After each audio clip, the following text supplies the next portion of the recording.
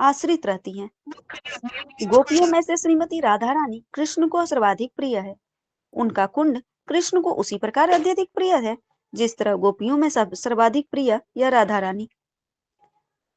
तो ऐसा कौन होगा जो राधा कुंड में नहीं रहना चाहेगा और उल्लास में भक्ति भाव और प्रकृति भाव से पूरित आध्यात्मिक शरीर द्वारा श्री श्री राधा गोविंद के दिव्य युगल जो नित्य ही अपनी अष्टकालीय लीला संपन्न करते हैं, उनकी प्रेममय सेवा करना नहीं चाहेगा।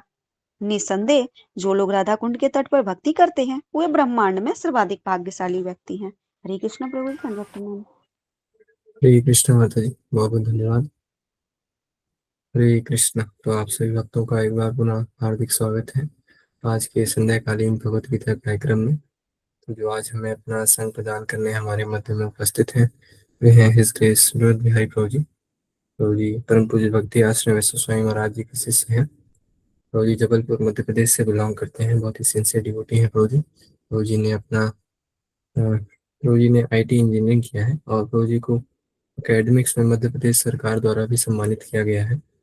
प्रभु जी हिज ग्रेस जानना अवधूत प्रभु जी के गाइडेंस में पिछले 5 वर्षों से अधिक ऑनलाइन क्लास का मैनेजमेंट संभाल रहे हैं एंड अभी प्रभु जी बेस लेवल 10 में है। हम सभी प्रभु जी का वेलकम करते हैं बाय लाउडली चैंटिंग हरे कृष्ण महामंत्र।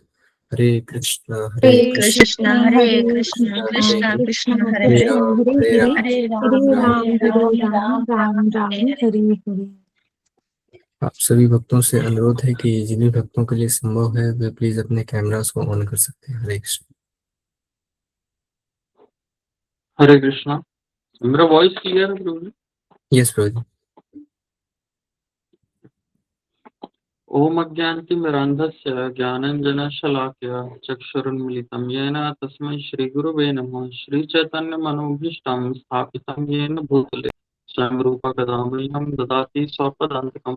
वन्देऽहं श्रीगुरु श्रीयुतपदकमलं श्रीगुरुन् वैष्णवांश्च श्रीरूपं साग्रजातं सहगण रघुनाथान्वितं तं सजीवं साद्वैतं सावधूतं परिजनसहितं कृष्ण चैतन्य देवं श्री राधा कृष्ण पादान सहगण ललिता श्री विशाखान्वितांश। हे कृष्ण करुणा सिंधु दीनबंधु जगत्पते गोपेश गोपिका कांत राधा कांत नमस्तुते। तप्त कांचन गौरांगी राधे वृंदावनेश्वरी वृषभानुसुते देवी प्रणमामि हरिप्रिये। वाञ्छाकल्पतरुभ्यश्च कृपा सिन्धुभ्येव च पतितानां पावनेभ्यो वैष्णवेभ्यो नमो नमः। जय श्री कृष्ण चैतन्य प्रभु नित्यानंद श्री अद्वैत गदाधर श्रीवासादि गौर भक्तवृंद। हरे कृष्ण कृष्ण कृष्ण हरे हरे हरे राम राम राम हरे हरे। नमो विष्णुपादाय कृष्ण पृष्ठाय भूतले श्रीमते भक्ति वेदांत स्वामी निति नामिने नमस्ते सरस्वते देवे गौरवाणी प्रचारिणे निर्विशेष शून्यवादी पाश्चात्य देश तारणे मुखम करोति वाचालं पंगुम लंघयते गिरिं यत्कृपातमहं वन्दे श्रीगुरुदीनतारणं परमानन्दमाधवं श्रीचैतन्येश्वरम्। हरे कृष्णा। तो आप सभी का स्वागत है आज के हमारी भगवत गीता की क्लास में। और जिन भी डिवोटीज के लिए पॉसिबल हो वो काइंडली अपने वीडियोस ऑन कर सकते हैं जिससे हम आप सभी का दर्शन भी कर पाए। तो एक हमें भी उत्साह रहेगा कि हाँ हम कुछ यहाँ भक्तों से इंटरेक्ट कर रहे हैं। अदरवाइज लगेगा कि जस्ट हम अकेले ही बस बैठे हुए हैं, कोई भी यहाँ पर भक्त जो है वो उपस्थित नहीं है। तो इसलिए जिनके लिए भी पॉसिबल हो काइंडली वो अपने ऑन कर सकते हैं वीडियोस। तो आज का जो हमारा श्लोका है वो है चैप्टर 18 का 28 श्लोका। तो हम इसे रीड करते हैं। अयुक्तः प्राकृत स्तब्धा शटो नैष्कृत को आलसः विषादिधीर सूत्री सा कर्ता तामस उच्यते। अयुक्तः शास्त्रों के आदेश को ना मानने वाला, प्राकृतः भौतिकवादी, स्तब्धा हठी, शटा कपटी, नैष्कृत का अन्यों का अपमान करने में पटु, अलसः आलसी, विषादी खिन्न, दीर्घ सूत्री ऊह का काम करने वाला, देर लगाने वाला, चा भी कर्ता कर्ता तामसः तमोगुणी उच्यते कहलाता है। जो कर्ता सदा शास्त्रों के आदेशों के विरुद्ध कार्य करता रहता है, जो भौतिकवादी, हठी, कपटी तथा अन्यों का अपमान करने में पटु है, तथा जो आलसी, सदा खिन्न तथा काम करने में दीर्घ सूत्री है, वह तमोगुणी कहलाता है। कोई डिवोटी चाहे इसका तात्पर्य पढ़ सकते हैं।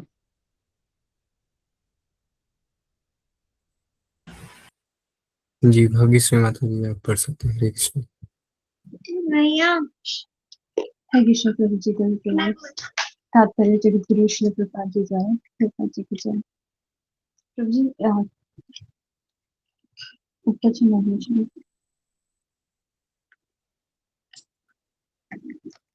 यहाँ से तो नहीं। ओके। तात्पर्य शास्त्रीय आदेशों से हमें पता चलता है कि हमें कौन सा काम करना चाहिए और कौन सा नहीं करना चाहिए। जो लोग शास्त्रों के आदेशों की अवहेलना करके अकर्णीय कार्य करते हैं प्रायः भौतिकवादी होते हैं। वे प्रकृति के गुणों के अनुसार कार्य करते हैं, शास्त्रों के आदेशों के अनुसार नहीं। ऐसे कर्ता भद्र नहीं होते और सामान्यतया सदैव कपटी, धूर्त तथा अन्यों का अपमान करने वाले होते हैं। वे अत्यंत आलसी होते हैं, काम होते हुए भी उसे ठीक से नहीं करते और बाद में करने के लिए उसे एक तरफ रख देते हैं। अतः वे खिन्न रहते हैं। जो काम 1 घंटे में हो सकता है उसे वे वर्षों तक घसीटते जाते हैं। वे दीर्घ सूत्री होते हैं। ऐसे कर्ता तमोगुणी होते हैं। हरे कृष्ण। थैंक यू माता जी। तो इसके पहले का भी हम श्लोका देख चुके हैं 26, 27 और आज है 28। तो यहाँ पर कर्ता के विषय में बताया जा रहा है। 26 में बताया गया था कि सात्विक कर्ता कैसे होते हैं, है ना, वो किस प्रकार कार्य करते हैं, क्या उनका भाव होता है। फिर 27 में बताया कि राजसिक कर्ता जो है वो किस प्रकार कार्य करते हैं, उनका भाव क्या होता है ना। और अब सबसे इम्पोर्टेंट आ रहा है तामसिक कर्ता किस प्रकार होते हैं, वो किस प्रकार क्या भाव से वो कार्य करते हैं ना। तो एक तरह से देखें तो हमारी ही बात की जा रही है यहाँ पर ना, क्योंकि हम देखें तो घोर अंधकार में ही है, हम तमस के अधीन हैं। तो यदि हम में ऐसी क्वालिटीज दिखती हैं तो हम समझ सकते हैं कि हम कितने तामसिक करता हैं। अब सात्विक की जब हम बात करते हैं ना तो हमेशा ऐसा सोच लिया जाता है कि नहीं, सात्विक बिल्कुल ही वो केवल हमेशा चैंटिंग ही करता होगा, या बहुत ऐसे लोग भक्त कैटेगरी है केवल वही होगा सात्विक। लेकिन ऐसा नहीं है। सात्विक भी जो व्यक्ति है वह भी कुछ ना कुछ कार्य करता ही है ना। तो उसके लिए भी बताया गया कि जैसे वो अहंकार रहित रहता है, उत्साह पूर्वक कार्य करता है, सफलता और असफलता से वो विचलित नहीं होता। इस प्रकार के जो गुण है वो सात्विक व्यक्ति के बताए गए हैं। ऐसे ही फिर जो है राजसिक व्यक्ति का है, उसके बारे में बताया गया कि वो हमेशा ईर्ष्यालु हो रहता है और सुख दुख से वो हमेशा ही विचलित रहता है ना। तो इस प्रकार की चीजें जो है बताई गई। अब हम देख रहे हैं तामसिक व्यक्ति जो है उसके बारे में क्या बताया गया। जो तामसिक करता है वो किस प्रकार कार्य को कर रहा है। तो सबसे पहले क्या बताया जा रहा है कि वो शास्त्रों के आदेशों के विरुद्ध कार्य करता रहता है ना। ऐसी चीजें जो कि नहीं करना चाहिए वो तामसिक व्यक्ति वैसा ही कार्य करेगा ना। जो चीजें जैसे हमें जैसे छोटे बच्चे होते हैं ना, बहुत ही ऐसा शैतानी करते हैं, तो जो उनके पेरेंट्स बोलते हैं कि नहीं ये कार्य आपको नहीं करना है, वो और उसी कार्य को करेंगे बार बार ना। तो लोग बोलते हैं कि नहीं ये तो बहुत ही बिगड़ गया है ये बच्चा। तो वैसे ही जो तामसिक व्यक्ति हैं वो क्या है कि जो शास्त्रों में वर्णित है कि ये कार्य नहीं करना चाहिए वो ऐसे ही कार्य करेंगे ना। तो ऐसे ही लोगों को प्रभुपाद जी कह रहे हैं कि प्राय भौतिकवादी होते हैं, मतलब तो सारे जो गलत कार्य हैं वो सारी चीजें करेंगे, जैसे कि मांसाहार हो गया, है ना, जुआ खेलना हो गया। जो हम 4 नियम पालन हम जो करते हैं वो यही 4 नियमों को हमेशा तोड़ते रहते हैं। तो इस तरह की जो भी गलत कार्य है वो सारी चीजें करते हैं। फिर बताया गया कि जो भौतिकवादी हठी कपटी तथा अन्यों का अपमान करने में पटु है। तो भौतिकवादी तो हम देखे ही ना कि वो मतलब भक्ति में नहीं रहेंगे, हमेशा जो भौतिक संसार है उसमें ही वो लिप्त रहेंगे और इसके अतिरिक्त हम कुछ भी सोच ही नहीं पाएंगे। या वो बस सोचते हैं कि मैं अपने शरीर के लिए जो है वो कैसे कार्य कर सकता हूँ। अब हठी कैसे होते हैं, वो सोचते हैं कि नहीं मैं जो हूँ आई एम द बेस्ट। हठी और अहंकारी दोनों ही है ना, जिद्दी भी है और बिल्कुल जो ईगो है वो भी बहुत अधिक है ना। वो सोचते हैं कि मैं जो हूँ मैं ही सर्वश्रेष्ठ हूँ, है ना, और हम जैसे हैं हम वैसे ही रहेंगे, है ना, हमें कुछ भी चेंज करने की जरूरत नहीं है। यदि कोई हमें हमारी गलतियां बता भी रहा है तो हमको क्या करना, चेंज हो गया। गलती आपकी है, आप मेरे अंदर जो है खामियां ढूंढ रहे हैं ना। मैं तो जैसा भी हूँ बहुत ही अच्छा हूँ, मैं अपने अंदर कुछ भी चेंज करने वाला नहीं हूँ। इस तरह की जो है वो बातें करते रहते हैं ना। जैसे मेरे कुछ रिलेटिव्स में हैं, तो वो क्या करते हैं कि बहुत ज्यादा स्मोकिंग करेंगे, ड्रिंकिंग करेंगे, इस ये सारी वो गलत गतिविधियां करते हैं। और जब उनको इसके बारे में अच्छा कुछ समझाया जाता है कि नहीं आप ये सारी चीजें छोड़ दीजिए, अच्छा नहीं है, तो वो क्या बातें करते हैं कि जो लोग नशे नहीं करते उनकी भी तो मृत्यु होती ही है ना? तो कहें हम छोड़ भी देंगे तो क्या हो जाएगा, एक न एक दिन तो मृत्यु आना ही है। तो वो इस प्रकार की जो बातें हैं वो बोलते रहते हैं। तो अहंकार है और जो हठ है वो उनका सब चलता ही रहता है, वो इसी में ही हमेशा फँसे रहते हैं। फिर आ रहा है कि अ, अन्यों का अपमान करने में जो है वो कठोर रहते हैं। तो देखिए कि जो भौतिकवादी व्यक्ति होगा ना, बहुत ही तामसिक है वो, हमेशा अपने आप को ही सोचेगा कि मैं बहुत अच्छा हूँ, मैं बहुत अच्छा कार्य कर रहा हूँ, और वो हमेशा दूसरों का ही अपमान करेगा, है ना? ऐसे किसी व्यक्ति के पास जाकर हम उसको हरे कृष्णा बोलेंगे तो वो उल्टा प्रसन्न होने की जगह वो बहुत ही क्रोधित हो जाएगा। वो कहेगा ये कैसी मेरे सामने आके हरे कृष्णा आप बोल रहे हो, मुझे नहीं पसंद ये सब। वो इस तरह की वो अलग अलग बातें करे। तो जो भक्त ऐसे बुक डिस्ट्रीब्यूशन करते हैं तो हम देखते हैं ना कि ऐसे लोगों के पास जाते हैं तो वो उल्टा हमें ही समझाने लगते हैं कि आप भक्ति में जो है अपनी लाइफ कैसे आप बर्बाद कर रहे हो।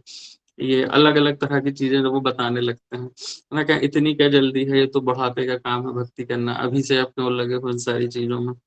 तो वो नहीं समझ पाते इन चीजों को, और वो हम दूसरों का इस प्रकार से अपमान भी करते हैं। फिर है आलसी, सदैव खिन्न रहने वाले और काम करने में दीर्घसूत्री। तो आलसी किस प्रकार, आलसी और दीर्घसूत्री दोनों ही एक तरह से ही है कि जो काम हम अभी कर सकते हैं वो और उसको डिले करते जाते हैं कि नहीं, आज का काम जो है वो हम कल करेंगे। और एक भक्त के लिए जो हम बोला जाता है ना कि कल का जो काम करने वाला काम है वो हम आज ही कर लें तो बहुत ही अच्छा होगा। तो जैसा होता है ना कि आज करे सो कल कर, कल करे सो परसों, इतनी जल्दी क्या है जब जीना है बरसों। तो इस प्रकार सोचते हैं कि नहीं, मेरे पास बहुत अधिक लाइफ टाइम जो है वो मेरे पास है, तो इतनी जल्दी मैं कोई भी कार्य क्यों करूं।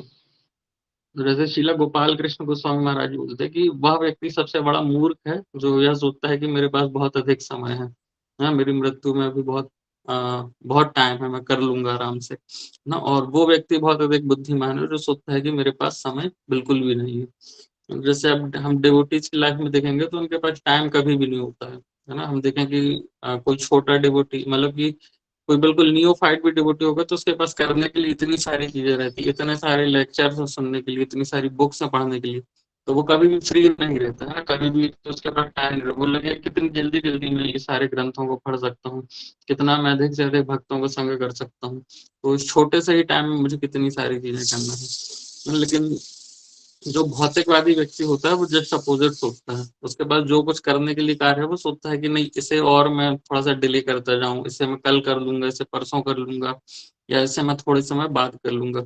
इस प्रकार से सोचते सोचते वो सारे जो कार्य हैं वो उनको डिले करते जाते हैं। और अभी डिले जब करते रहेंगे तो क्या होगा, कि हमेशा ही खिन्न रहते हैं वो।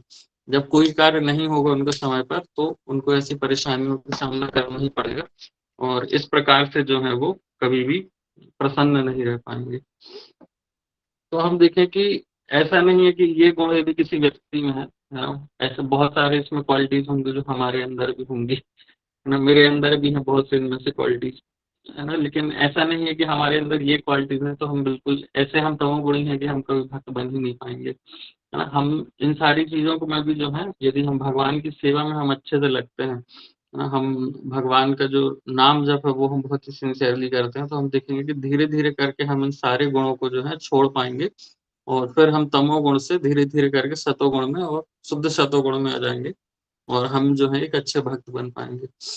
अब ये चीजें तो हम देखेंगे कि ये हमने बात की है कि जो मटेरियलिस्टिक कोई पर्सन होता है ना उनके पॉइंट ऑफ व्यू से। हम देखें कि जो डिवोटीज जाते हैं ना वो सोचते हैं कि नहीं, ये जो भक्त है वो तीनों गुणों से ऊपर है, कि सतोगुण रजोगुण तमोगुण में तो कोई भक्त हो ही नहीं सकता, इस तरह की कोई बात करेंगे।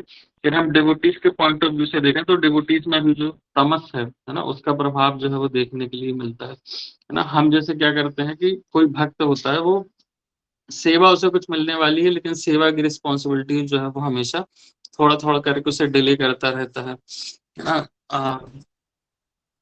कोई भी वो रिस्पॉन्सिबिलिटी जो है वो नहीं लेना चाहते, है ना? कुछ भी स्पिरिचुअल अंडरस्टैंडिंग जो है बहुत उनकी कम है ना? और वो अधिक समय जो है वो भी भक्तों के संग में स्पेंड नहीं करते। तो देखें कि ये भक्त होते हुए भी जो है हमें लेकिन तमस का प्रभाव जो है वो दिख रहा है। तो इस प्रकार से हम जो है हमेशा ही आलसी जो है, हम भक्ति में आकर भी जो अपना आलस्य हम उसे छोड़ नहीं पाते, और इस तरह से जो हमारा नेगेटिव माइंडसेट रहता है वो बना ही रहता है, और प्रोक्रेस्टिनेशन जो होता है ना वो हमारा धीरे-धीरे बढ़ता ही जाता है। हमें समझ में नहीं आ पाता कि हम क्या करें, क्या ना करें, और ऐसे करते-करते जो है हम चीज़ों को डिले करते जाते हैं। हम मतलब कि और सोच रहे हैं कि हम भी वही चीज़ सोचते हैं कि नहीं, अभी हमारे पास बहुत अधिक समय है, थोड़ा भी और टाइम है कि मैं कुछ सेंस एन्जॉयमेंट कर सकता हूँ, है ना? अभी इतनी जल्दी क्या है मुझे भगवान को सरेंडर करने की?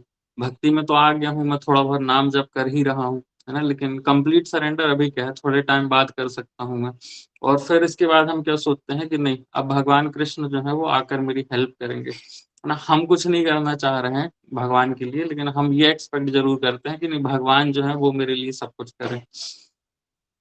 ना जैसे कि लोग ये चीज़ बोलते हैं कि नहीं, अभी तो हमें समझ में आ गया है कि ये भौतिक जगत है, ये सब कुछ माया है, लेकिन उसके बाद भी जो है हम यहाँ से मुक्त क्यों नहीं हो पा रहे हैं? तो ये बहुत ही मोस्टली आज आस्क्ड क्वेश्चन रहता है कि सभी हम समझ चुके हैं कि भौतिक संसार में कुछ भी नहीं है, सब कुछ माया है, फिर भी हम यहाँ क्यों फँसे हुए हैं?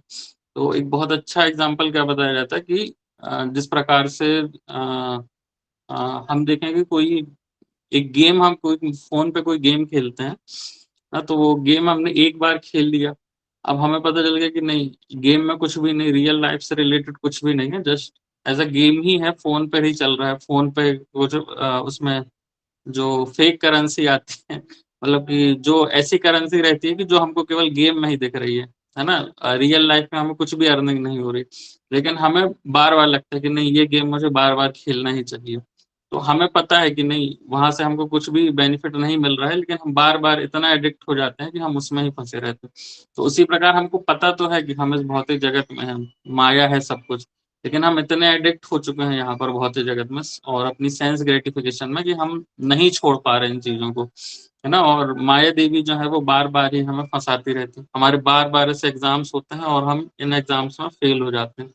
तो जब हम पास होकर दिखा देंगे भगवान को कि हाँ, अब मैं सिंसियर हूँ, अब मेरा कंप्लीट सरेंडर जो है वो आपके लिए हो चुका है ना? तब जाकर जो है हम इस भौतिक संसार से और ये सारी जो माया हमें परेशान कर रही है, हम इससे मुक्त हो जाएँगे। है ना? तो उसके लिए ज़रूरी है कि हमें भी कुछ करना होगा, तब जाकर ही भगवान जो है वो हमारी हेल्प भी करेंगे।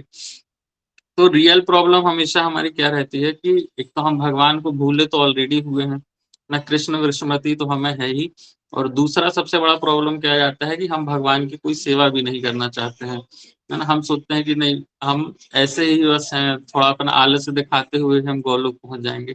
हम ऐसे आलस्य दिखाएँगे तो कैसे हम गोलोक पहुँचेंगे, है ना? तो ना हम भगवान की सेवा करना चाह रहे हैं, ना हम अच्छे से नाम जप करना चाह रहे हैं। तो ये कुछ न कहीं एक तरीके से जो है जो तमोगुण है उसका ही प्रभाव है हम पर, है ना? उस वजह से जो है हम भगवान को भूले हुए हैं, वो तो एक अलग ही प्रॉब्लम है, और हम हैं कि अब हम जान तो रहे हैं कि हम भौतिक संसार में फँसे हुए हैं, लेकिन उसके बाद भी जो है हम भगवान की सेवा नहीं करना चाह रहे हैं। ना तो इस प्रकार से हम देखते हैं कि तमोगुण का जो प्रभाव है वो हमारे ऊपर भी किस प्रकार से दिखता है। अब जो यहाँ यदि हम मटेरियलिस्टिक पॉइंट ऑफ व्यू से भी देखेंगे कि यदि कोई व्यक्ति है उसमें मतलब वो बहुत एक्टिवली सारे कार्यों को करता है, वो लेज़ी भी नहीं है ना? वो सारी चीज़ों को अच्छे से करता है, कोई चीज़ डिले नहीं करता है। तो क्या हम उससे बोलेंगे कि हाँ, ये तो बिल्कुल सतोगुण में है, कोई भी इनमें तमस का प्रभाव नहीं है। तो हम देखेंगे कि तमस का प्रभाव उन पर भी है ना? क्योंकि वो सारी गतिविधियाँ जो कर रहे हैं वो केवल भौतिक चीज़ों के लिए ही है ना? स्पिरिचुअली जो है वो कुछ भी नहीं कर रहे हैं। तो वो किस चीज़ के लिए लेज़ी हैं? स्पिरिचुअली वो लेज़ी हैं, साधना उनकी कुछ भी नहीं है, सेवा का कार्य वो कुछ भी नहीं कर रहे हैं, क्या भक्तों का संग वो नहीं कर रहे हैं। तो भौतिकता तो वो बहुत ही अच्छे हैं, है ना? मटेरियली एक्टिव हैं, लेकिन स्पिरिचुअली बिल्कुल ही ज़ीरो हैं। तो उन्हें हम नहीं कह सकते कि हाँ, ये सतोगुण में है, उन पर भी जो है तमस का ही प्रभाव है।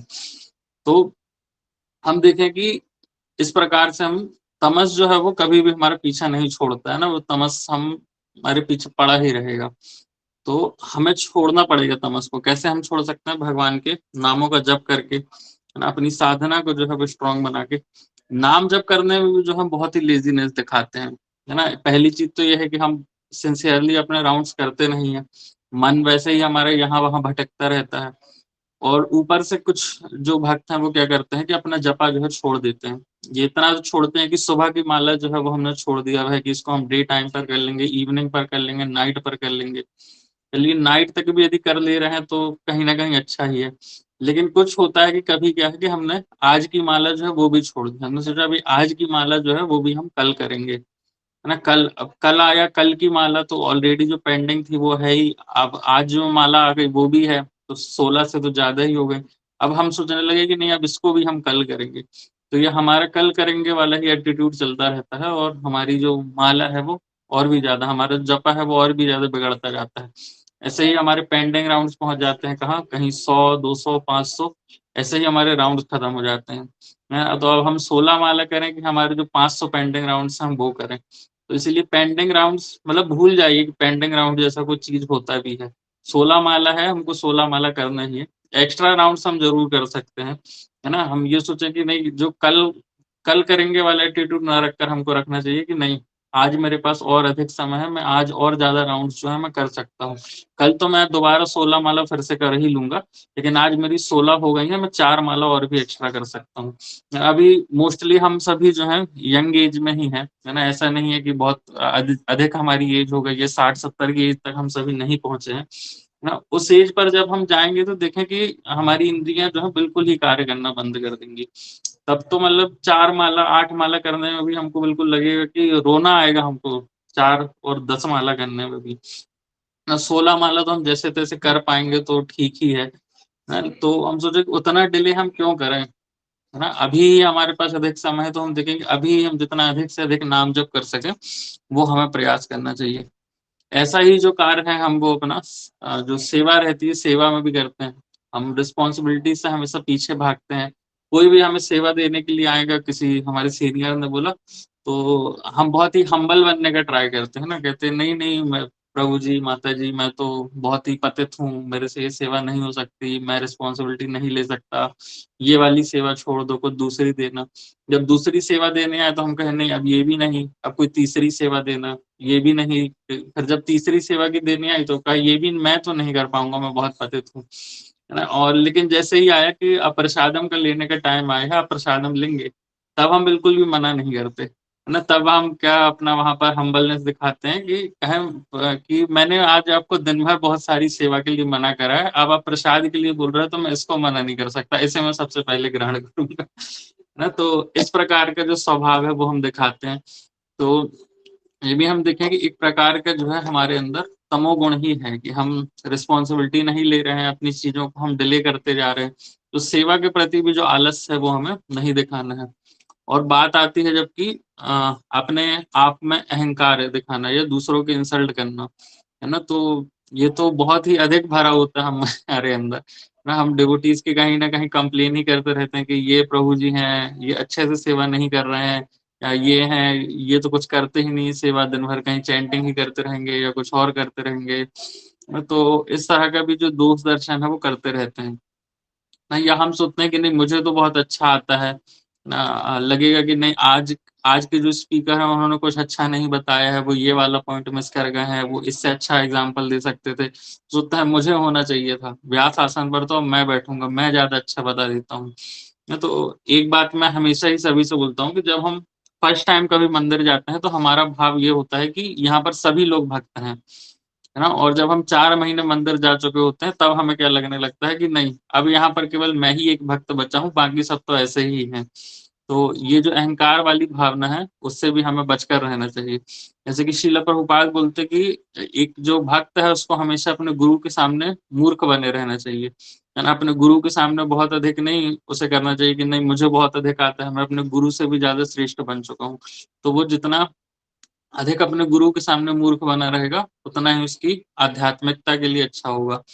तो हम जब देखें कि इस्कॉन में हम हर किसी को प्रभु इसलिए ही बोलते हैं कि आप जो है वो मैं आप में भगवान के दर्शन कर पा रहा हूँ, या आप जो है वो मेरे गुरु के समान है, गुरु कुछ ना कुछ मैं आपसे शिक्षा ग्रहण करूँ, है ना? इसलिए हम उन्हें प्रभु बोलते हैं। ये नहीं कि हमें अपने नाम में प्रभु नहीं लगाना है ना? कि हम सोच रहे हैं कि नहीं मुझे कोई प्रभु बोल रहा है, तो मैं तो प्रभु बन गया हूँ। अब मैं बहुत मतलब सीनियर बन गया हूँ, यहाँ बहुत बड़े-बड़े लोग जो हैं मुझे आकर प्रभु बोल रहे हैं। तो हमें ये भाव नहीं रखना चाहिए, हमें रहना चाहिए कि नहीं मैं जो हूँ मूर्ख हूँ, पतित हूँ, है ना? मुझे दूसरे लोग कुछ आकर अच्छे शिक्षा देंगे और मैं इस प्रकार मेरी साधना अच्छी होगी, मैं सेवा अच्छे से कर पाऊँगा। ये जो भाव है वो हमेशा हमें रखना चाहिए। और एक और जो तमोगुण का प्रभाव हम में आता है वो क्या है कि हम फेथ जो है वो हमारा काफ़ी वीक रहता है ना? हम भगवान के जो प्लान्स रहते हैं, हम उसमें हमेशा डाउट करते रहते हैं। भक्ति की जो प्रोसेस है, उसमें हम डाउट करते रहते हैं। कंप्लीट जो ट्रस्ट है, वो हमारा नहीं आ पाता है ना? हम सोचते रहते हैं कि ये वही हरे कृष्णा मंत्र तो है, रोज़-रोज़ मैं वही कर रहा हूँ, कुछ पता नहीं टेस्ट नहीं आ रहा है मुझे, भक्ति में पता नहीं मैं पहुँच भी पाऊँगा भगवान के पास या नहीं, या मेरी कुछ एडवांसमेंट हो रही है, नहीं हो रही है। इस प्रकार से जो हम डाउट करते रहते हैं, वो भी हमें नहीं करना चाहिए, है ना? तो हम सोचें कि आज से जैसे हम अपने आप को गेस करें कि आज से 5 साल, 10 साल पहले जब हम भक्ति में नहीं थे, ना तब की जो हमारी लाइफ़ थी वो किस प्रकार थी। आज जो है हम थोड़ा बहुत कुछ जो भी भक्ति कर पा रहे हैं, हम देखेंगे वो स्टेज तो अब काफ़ी अच्छी है ना? तो यहाँ तक हम कैसे पहुँचे हैं, हमारी कोई भी इच्छा नहीं थी। या हम में से मोस्टली लोग ऐसे होंगे जिनकी कोई भी इच्छा नहीं थी भक्ति में आने की, है ना? लेकिन कहीं न कहीं किसी भक्त की कुछ कृपा से हम आ गए भक्ति में और कुछ ना कुछ करके हमारी एक जो स्पिरिचुअल जर्नी है वो स्टार्ट हो गई। ये सब कैसे हुआ? हमारी बिना इच्छा के। जब हमारी बिना इच्छा के इतना सब कुछ हो सकता है, तो हम देखें कि थोड़ी-सी यदि हम डिज़ायर रखेंगे ना कि हाँ, मैं एक अच्छा भक्त बनना चाहता हूँ, तो यदि हम थोड़ा-सा अपनी डिज़ायर करेंगे, थोड़ा-सा हम अपने एफर्ट्स करेंगे, तो हम सोचिए कि कितना अधिक हम जल्दी जो है हमारी एडवांसमेंट हो सकती है। कितना जल्दी जो है हम भगवान को सरेंडर कर पाएँगे, है ना? यदि हम ये कार्य अभी नहीं करते हैं ना, तो आज से हम देखिए कि 40-50 साल बाद यदि सोचेंगे कभी, तो तब हम में फिर जो है मतलब एक तरह से जो बोलते हैं ना, तब हमें जाकर दुःख होगा, है ना? कि मेरे पास बहुत अधिक समय था, लेकिन मैंने अपनी लाइफ़ के जो 40-50 साल हैं, वो ऐसे ही बर्बाद कर दिए, है ना? इनअटेंटिव चैंटिंग ही मैं करता रहा, यहाँ-वहाँ डाउट करता रहा, हर चीज़ में मैं डिले करता रहा। ना ही मेरी चैंटिंग अच्छे से हुई, ना साधना अच्छे से ना चैंटिंग अच्छे से हुई, ना सेवा अच्छे से हुई, ना भक्तों का संग अच्छे से किया। हर चीज़ को मैं डिले ही करता रहा और अब मैं इस स्टेज पर आ गया हूँ कि अब मैं ये सारी चीज़ें जो हूँ, वो चाह कर भी नहीं कर सकता। मतलब इसलिए अभी जो समय है हमें बिल्कुल भी वेस्ट नहीं करना चाहिए। जितना अधिक से अधिक हो सके हमें अपना जो टाइम है वो भक्तों के संग में हम स्पेंड करें, लेक्चर सुनें, कीर्तन सुनें, हम कीर्तन करें, भगवान के नामों का जप भी करें। और जितना अधिक से अधिक हम अपने आप को एंगेज रख सकते हैं, उतना अच्छा जो है वो हमारे लिए रहेगा। ना तो एक चीज़ जो है वो हमें हमेशा ध्यान रखना चाहिए कि जो तमोगुण है, वो चाहे भौतिक कार्यों के लिए हो, आध्यात्मिक कार्यों के लिए हो, वो हमेशा ही एक तरह का ऑब्स्टिकल्स है हमारे लिए। ना चाहे कोई भौतिकतावादी व्यक्ति भी देखेगा तो उसकी लाइफ में वो ऑब्स्टिकल ही है। मान लीजिए कोई स्टूडेंट है, वो स्टडी नहीं कर पा रहा है, तमोगुण की वजह से, तो वो उसके लिए भी उसकी लाइफ में जस्ट एज़ अ ऑब्स्टिकल भी है। और यदि हम स्पिरिचुअल पॉइंट ऑफ व्यू से भी देखेंगे तो ये तो बहुत ही बड़ा ऑब्स्टिकल है हमारी भक्ति के लिए। तो जितना जल्दी से जल्दी हो सके हमें इसका त्याग कर देना चाहिए और प्रयास करना चाहिए कि हम आगे बढ़ें, इन गुणों के ऊपर हम उठ पाएँ। ना तो एक चीज़ जो है वो हमें ये चीज़ हमेशा याद रखना चाहिए कि भगवान जो है वो हमेशा ही हमें एक्सेप्ट करने के लिए तैयार हैं, है ना? लेकिन हम जो है क्या हम ऐसे कार्य कर रहे हैं? आज यदि भगवान हमारे समक्ष आकर खड़े हो जाएँ, है ना? और बोलें कि नहीं आपको जो है मैं अपने धाम ले जाने के लिए तैयार हूँ, तो क्या हम उस स्टेज के लिए रेडी हैं या नहीं हैं? है ना? हम तब भी सोचेंगे नहीं मेरा कुछ कार्य बचा हुआ है ना? कुछ मेरे फ़ोन में ये एक्टिविटी है या किसी और को मेरे मैसेज करना छूट गया है या कुछ भी बहुत सारे पेंडिंग काम होंगे, है ना? कुछ ना कुछ ऐसा रहेगा कि नहीं छूट गया है ये मेरा। तो हम देखें कि ये सारे कार्य जो है वो हमेशा हमारे छूट ही जाएँगे, लेकिन सबसे जो अर्जेंट है वो क्या है? भगवान के प्रति शरणागति। हाँ, तो भगवान जैसा कि इसी चैप्टर के आखिरी में बोल रहे थे सर्वधर्मान् परित्यज्य मामेकं शरणं व्रज, कि सारे धर्मों को परित्याग करके केवल मेरी शरण में आओ। तो हमें प्रयास करना चाहिए कि भगवान का ये जो फाइनल इंस्ट्रक्शन है, इसके लिए हमें बहुत अधिक डिले नहीं करना है। जितना जल्दी से जल्दी हो सके हम अपने आप को इन सारी चीज़ों में बहुत ही सिंसियरली लगाएँ और ये जो कृष्णा कॉन्शियसनेस का प्रोसेस है, इसे हम बहुत ही सीरियसली हम एक्सेप्ट करें अपनी लाइफ़ अपनी जो साधना है, वो बहुत ही हम सिंसियरली करें। ऐसा नहीं है कि बस जस्ट मुझे अ, कि केवल मैं मतलब दिखाने के लिए बस नहीं कर रहा हूँ साधना, है ना? कि 16 माला जो कर रहा हूँ वो केवल जस्ट ऐज़ कि केवल काउंटिंग के लिए नहीं कर रहा हूँ मैं। चैंटिंग जो है वो हमारी लगे कि हाँ, चैंटिंग जैसा ये है।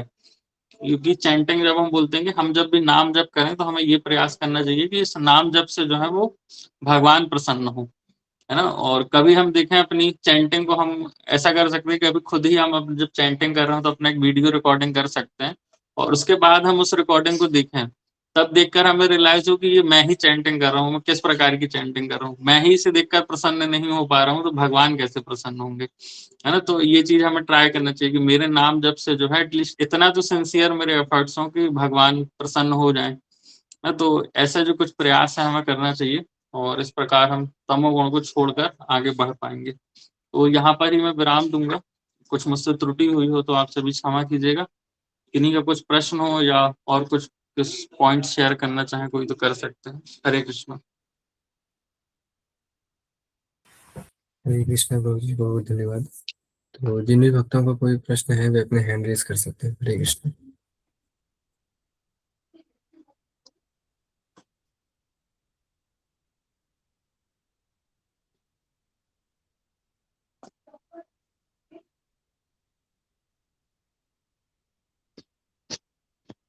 जी भाग्यश्री माता जी, हरे कृष्ण।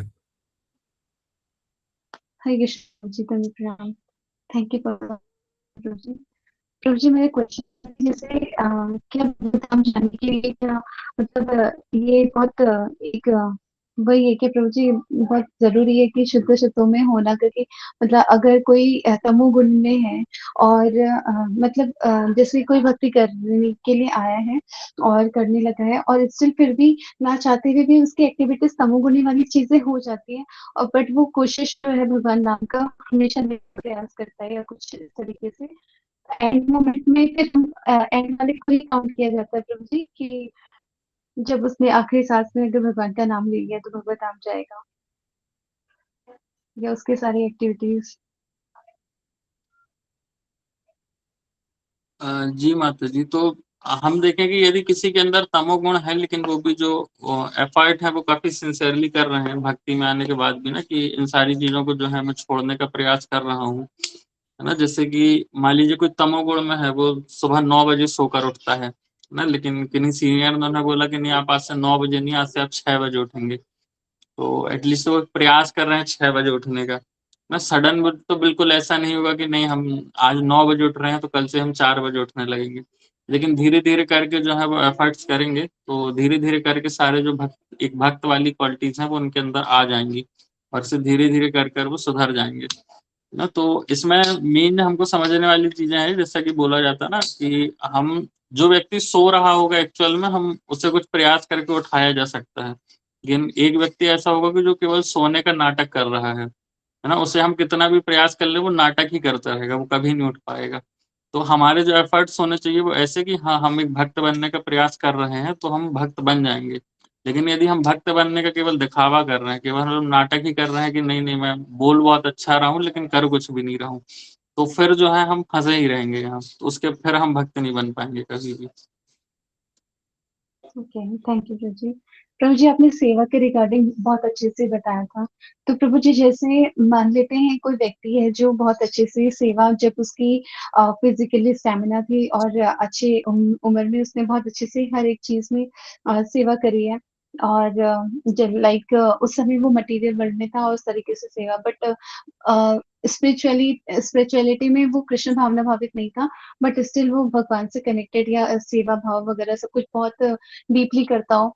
और क्वेश्चन तो क्या कहते हैं, इस तरीके से प्रभु जी जब उसकी जो उम्र आती है बाद बाद में और एज के हिसाब से जब वो धीरे धीरे सेवा उस तरीके से नहीं दे पाता है, और लेकिन स्टिल उसके अंदर थोड़ी बहुत स्टेमिना भी है, फिर भी वो कहीं ना कहीं एज का सहारा लेकर के कि हाँ मैं नहीं कर सकता, इस तरीके से एक बहाना हो जाता है शायद, है ना कि तो वहां पर क्या होता है प्रभु जी कि उसका वो काउंट होगा वो सेवा उसने जो करी है, या फिर यहाँ पे एक्सक्यूज आ गया तो उसकी वजह से फिर उसकी गति सही नहीं होगी। हरे कृष्णा।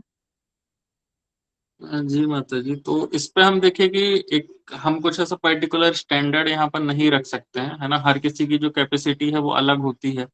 जैसे हम देखेंगे इस्कॉन वृंदावन का जो मंदिर है वहां पर एक माता जी जो है वो बुक डिस्ट्रीब्यूशन करती हैं, तो उनकी एज बहुत ही ज्यादा है, मुझे लगता है 70-80 के आसपास होगी उनकी एज, है ना। वो चल नहीं पाती हैं लेकिन वो व्हील चेयर पर बैठ कर भी जो है वो बुक डिस्ट्रीब्यूशन करती हैं। तो एक जो है हम दिखते हैं कि किस प्रकार इतनी एज में कि बहुत सारी डिफिकल्टीज हैं उनकी लाइफ में, लेकिन उसके बाद भी वो किस प्रकार है कि सेवा कर सकती हैं। तो वो हम सभी को एक जो एग्जाम्पल है वो भी दिखा रही हैं। तो वही है कि आइडल्स जो है वो हमारे सामने हैं, अब हमें देखना है कि हम अपनी साइड से कितना हम एफर्ट कर सकते हैं इसके लिए। जी जी, ओके, थैंक यू प्रभु जी। हरे कृष्णा। हरे कृष्णा माता जी।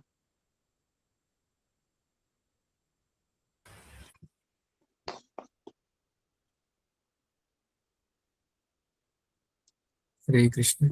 यदि किन्हीं और भक्तों को कोई प्रश्न है?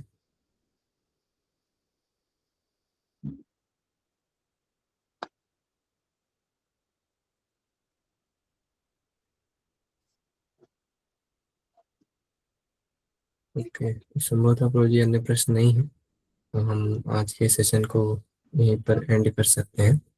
तो हम सभी प्रभु जी का धन्यवाद करते हैं, उन्होंने अपना बहुमूल्य समय निकाल कर हमें अपना संग प्रदान किया बाय लाउडली चैंटिंग हरे कृष्ण महामंत्र। हरे कृष्णा हरे कृष्णा हरे कृष्णा कृष्णा कृष्णा कृष्णा हरे हरे हरे, राम हरे हरे राम राम हरे हरे राम राम राम राम राम हरे हरे। सभी हरे भक्तों हरे कृष्णा कृष्णा प्रभु प्रभु सभी जी भक्तों प्रणाम। जय हो। हरे कृष्णा। हरे कृष्णा। तो आप सभी भक्तों का भी बहुत बहुत धन्यवाद आज के सेशन ज्वाइन करने के लिए।